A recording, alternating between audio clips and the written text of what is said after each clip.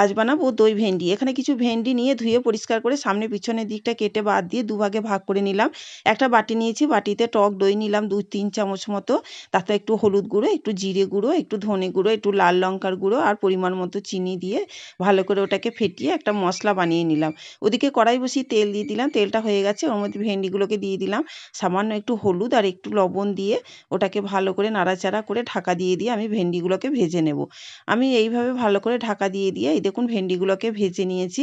এবার ভেন্ডিগুলোকে তুলে নিলাম। ওই কড়াইয়ে আবারও তেল দিলাম কালো জিরে ফোড়ন আর দুটো শুকনো লঙ্কা। তারপর যে ফেটিয়ে রাখা মশলাটা ওর মধ্যে দিয়ে দিলাম আর একটু সামান্য বাটি ধুয়ে জল দিয়ে মশলাটাকে ভালো করে কষিয়ে নেব। আগে ভেন্ডিতে লবণ দিয়েছিলাম, সেই বুঝে আর একটু লবণ দিয়ে ভালো করে মশলাটাকে কষিয়ে নেওয়ার পর ভেন্ডিগুলোকে দিয়ে ঢাকা দিয়ে দিলাম। তারপর খানিকক্ষণ পর ঢাকনা খুলে নিলাম। এই দেখুন আমার ভেন্ডিও সিদ্ধ হয়ে গেছে, একটু মাখো মাখো হয়ে গেছে। আমি নামিয়ে নিলাম। রেডি হয়ে গেল আমার দই ভেন্ডি রেসিপি।